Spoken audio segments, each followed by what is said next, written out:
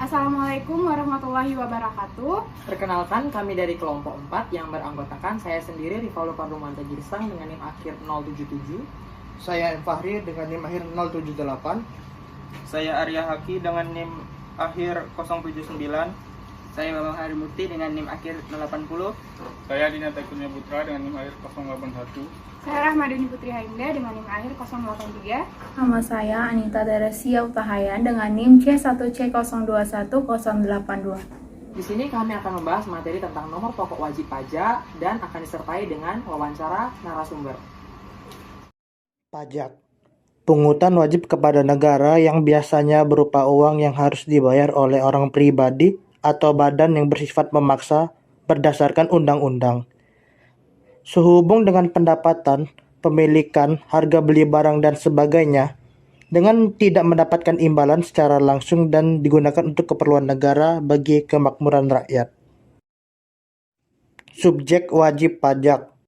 Menurut pasal 1 ayat 2 Undang-Undang Nomor 16 Tahun 2009, wajib pajak adalah orang pribadi atau badan, meliputi pembayaran pajak, pemotong pajak, dan pemungut pajak yang mempunyai hak dan kewajiban perpajakan sesuai dengan ketentuan peraturan perundang-undangan perpajakan. Seseorang baru disebut sebagai wajib pajak orang pribadi atau WPOP ketika telah menerima dan atau memperoleh penghasilan yang bersumber dari Indonesia atau melalui badan usaha tetap atau BUT di Indonesia. Peran pajak. Peran pajak yang pertama adalah sebagai anggaran atau penerimaan. Digunakan untuk membiayai kebutuhan negara. Peran yang kedua adalah pajak berperan untuk mengatur atau sebagai regulator. Digunakan untuk mengatur atau melaksanakan kebijakan pemerintah. Peran yang ketiga, pajak berperan sebagai stabilitas, yang digunakan untuk menstabilitaskan kondisi perekonomian negara. Peran yang keempat, pajak berperan sebagai redistribusi pendapatan, sumber pendapatan negara untuk pengeluaran dan pembangunan negara. Selanjutnya adalah NPWP. NPWP yang berarti nomor pokok wajib pajak. Nomor yang diberikan kepada wajib pajak sebagai sarana dalam administrasi perpajakan yang dipergunakan sebagai tanda pengenal diri atau identitas wajib pajak dalam melaksanakan hak dan kewajiban perpajakan. Fungsi NPWP. Yang pertama, digunakan untuk setiap urusan perpajakan agar data tidak tertukar dengan wajib pajak lainnya. Yang kedua, digunakan dalam mengurus proses restitusi. Yang ketiga, digunakan untuk menajukan kredit ke bank. Yang keempat, digunakan dalam pembuatan rekening bank. Yang kelima, digunakan saat membeli produk investasi. Yang keenam, digunakan untuk pengurusan surat izin usaha perdagangan atau SIUP. Menghitung PPh. Besar PTKP tahun 2021 wajib pajak orang pribadi menggunakan Peraturan Menteri Keuangan atau PMK nomor 101/PMK 10/2016.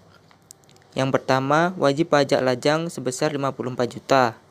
Yang kedua, tambahan untuk istri yang penghasilan digabung dengan suami sebesar 54 juta. Yang ketiga, tambahan status menikah sebesar 4.500.000. Yang keempat, tambahan untuk setiap tanggungan maksimal 3 tanggungan sebesar 4.500.000. Untuk yang terbaru, dalam Undang-Undang HPP, tarif PPh pribadi dan layer atau bracket pajak penghasilan orang pribadi mengalami perubahan. Yang pertama, sebesar 5% untuk penghasilan dari 0 hingga 60 juta per tahun. Yang kedua, sebesar 15% untuk penghasilan sebesar 60 juta sampai 250 juta per tahun. Yang ketiga, sebesar 25% untuk penghasilan dari 250 juta hingga 500 juta per tahun. Yang keempat, sebesar 30% untuk penghasilan sebesar 500 juta hingga 5 miliar per tahun. Yang kelima, sebesar 35% untuk penghasilannya yang di atas 5 miliar per tahun. PPh penghasilan individu. Umar bekerja pada perusahaan Bima Sakti dengan penghasilan 32.500.000 per bulan dan membayar iuran pensiun sebesar 500.000. Biaya jabatan sebesar 5%. Umar sudah menikah tetapi belum memiliki anak. Biaya pengurangan, biaya jabatan 5% dikali 32.500.000 sama dengan 1.625.000. Iuran pensiun 500.000, total 2.125.000 rupiah. Penghasilan neto per bulan, gaji sebulan dikurangi total biaya pengurangan. 32.500.000 dikurang 2.125.000 sama dengan 30.375.000. Penghasilan neto per tahun 364.500.000 rupiah. Menghitung PTKP. Untuk wajib pajak 54 juta, tambahan status menikah 4.500.000, total PTKP 58.500.000. Penghasilan kena pajak setahun, penghasilan neto setahun dikurang total PTKP 364.500.000 dikurang 58.500.000 sama dengan 306 juta. Besar pajak tarif 5% dibagi 5% dikali 50 juta sama dengan 2.500.000. Tarif 15% dibagi 15% dikali 200 juta sama dengan 30 juta. Tarif 25% dibagi 25% dikali 56 juta sama dengan 14 juta. Total pajak setahun 46.500.000. Besar pajak per bulan 3.875.000. Selanjutnya, ada keuntungan membayar pajak tepat waktu. Yang pertama, terbebas dari sanksi berupa denda mulai dari 5% hingga 20%. Dengan demikian, semakin tinggi pajak yang harus dibayarkan, maka akan semakin besar pula denda yang menyertai jika terjadi keterlambatan dalam membayar pajak. Yang kedua, membantu mengakhiri pandemi. Fasilitas kesehatan milik pemerintah dibiayai oleh pajak. Dengan membayar pajak tepat pada waktunya, dana yang dialokasikan untuk sektor kesehatan pun dapat berjalan dengan lancar untuk membiayai semua sarana dan prasarana yang ada di dalamnya. Terlebih dalam masa pandemi seperti ini, aliran dana yang lancar sangat diperlukan untuk menggenjot vaksinasi demi mencapai imunitas untuk mengakhiri pandemi di Indonesia.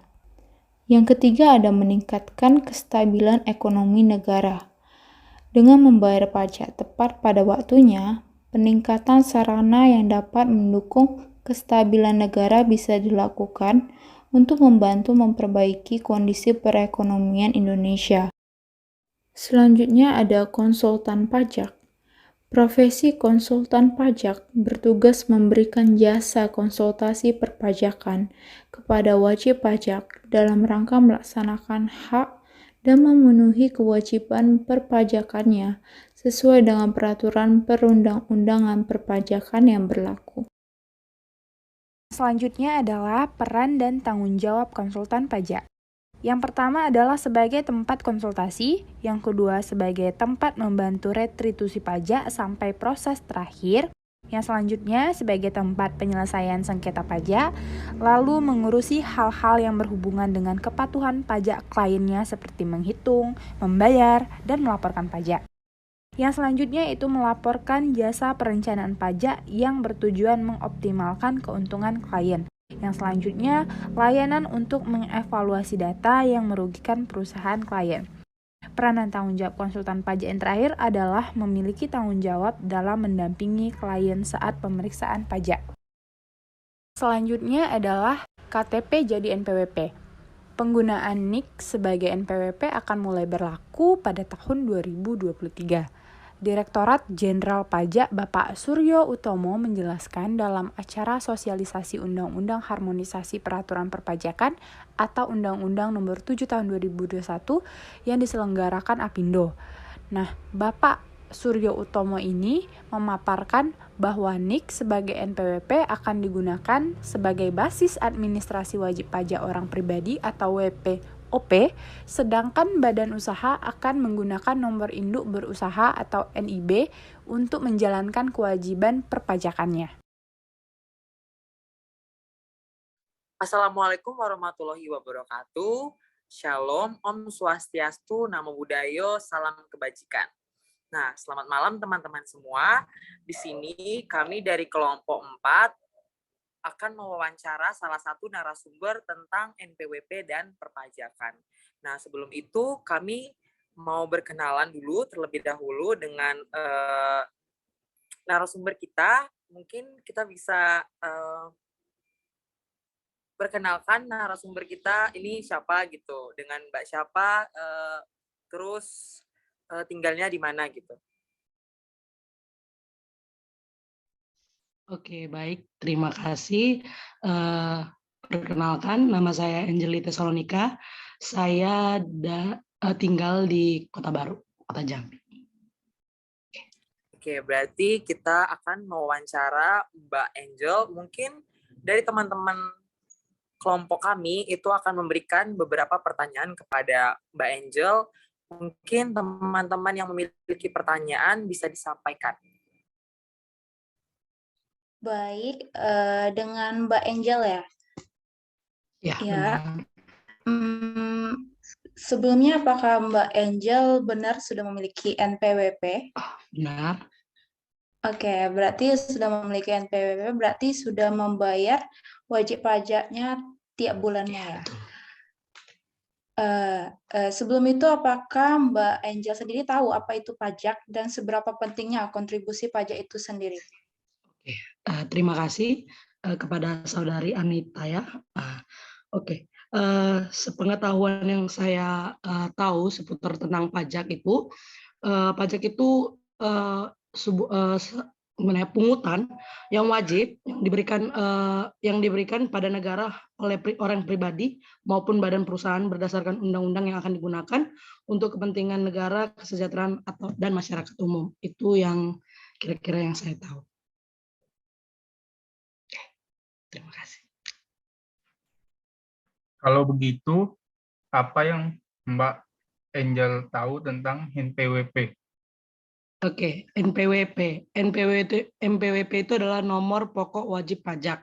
Ya, NPWP itu biasanya disingkat nomor pokok wajib pajak ya, atau disingkat NPWP ini nomor yang diberikan kepada wajib pajak sebagai sarana dalam administrasi perpajakan. Baik, Mbak Angel udah tahu NPWP itu apa, dan apakah Mbak Angel itu tahu apa kegunaan dari NPWP itu sendiri? Ya, NPWP ya, apa kegunaannya?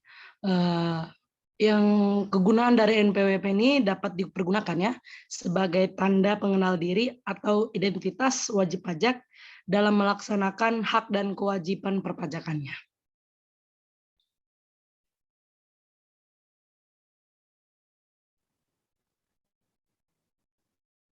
Pajak dengan menggunakan NIK. Oke, pembayaran pajak menggunakan NIK ya. Menurut saya pribadi, pembayaran pajak dengan menggunakan NIK sangatlah baik dan memudahkan dalam pembayaran wajib pajak ya, dalam membayarnya ke kantor pajak tersebut. Itu mempermudah.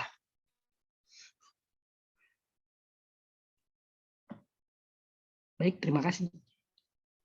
Berarti sekian dari pertanyaan teman-teman tadi. Berarti di sini pandangan Mbak Angel itu bahwa pembayaran pajak melalui NIK itu mempermudah atau membuat para wajib pajak menjadi efisien dalam membayar pajak seperti itu. Ya, baik, kami ucapkan terima kasih kepada Mbak Angel yang telah bersedia meluangkan waktunya untuk kami wawancara. Kami ucapkan terima kasih karena telah membantu kami dalam mengerjakan tugas wawancara perpajakan kami. Terima kasih. Ya, terima kasih juga kembali.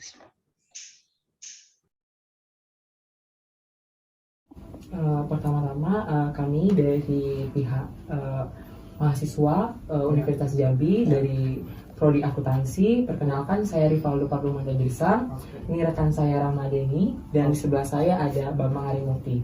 Jadi di sini kami izin mewawancarai Bapak dengan Bapak Heri Fitriansah. Oke, berarti kami izin mewawancarai tentang apa itu nomor pokok wajib pajak dengan mata kuliah perpajakan.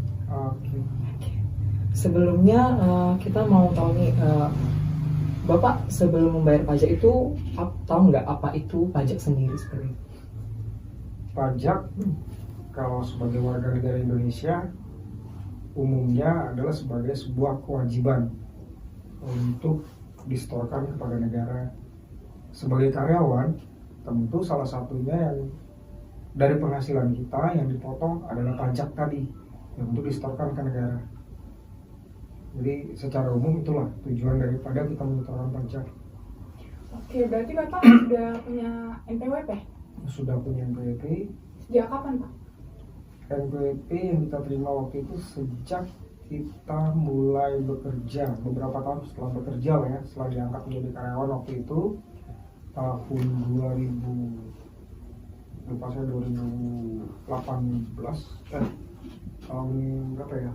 Pokoknya intinya lupa, tapi kalau melihat dari NPWP saya yang terdaftar di sini yang terakhir itu di tahun 2004 ini ya, kalau nggak salah, dan nomor ini.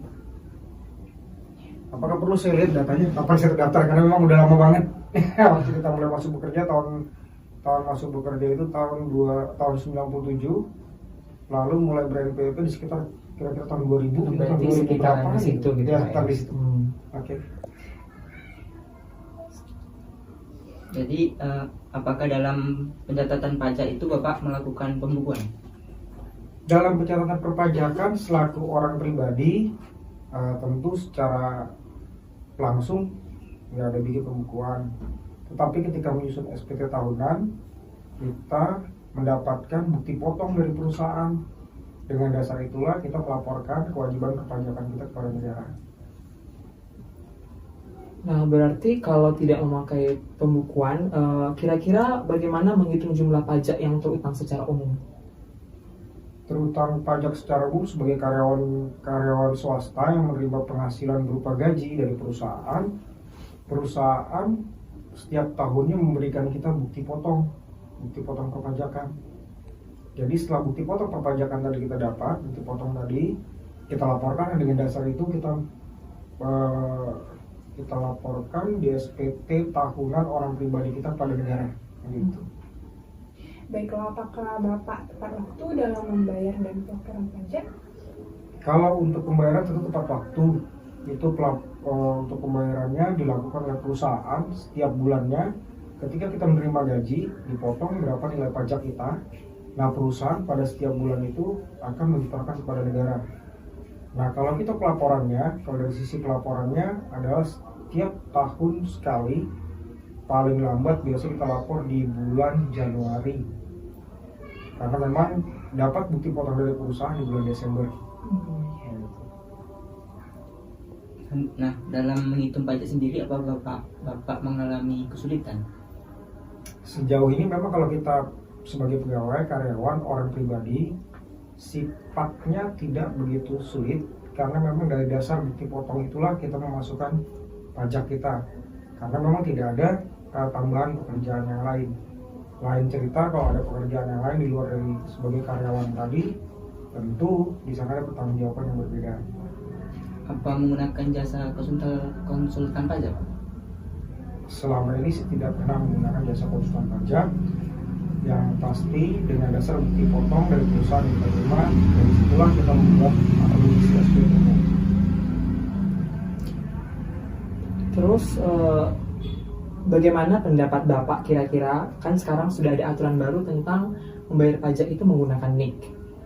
Nah, pendapat Bapak mengenai pembayaran pajak dengan menggunakan NIK itu bagaimana kira-kira? Kalau pendapat saya sih sebenarnya selama ini kan kita pada umumnya agak sulit untuk melaksanakan kewajiban perpajakan kita karena harus mendaftar NPWP. Kalau selama ini kan mendaftar NPWP itu sendiri butuh waktu. Selain butuh waktu, juga ada surat keterangan dari perusahaan yang membantu kita biar bisa diurus ke kantor pajak. Walaupun saat ini sudah bisa online, Tetapi memang ketika mengurus lagi, membuat NPWP lagi memang agak repot. Dengan adanya NIK, mungkin ke depannya apabila sudah masuk dalam konten di atas PTKP perpajakan kita dan wajib, tentu bisa dibayar, nggak perlu ngurus NPWP lagi.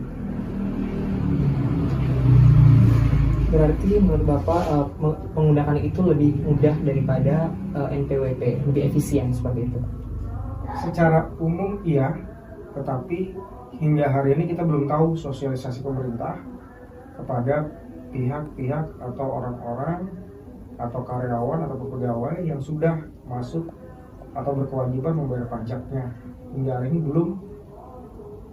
kita belum mendapatkan sosialisasi penggunaan KTP tersebut untuk pelaporan perpajakan.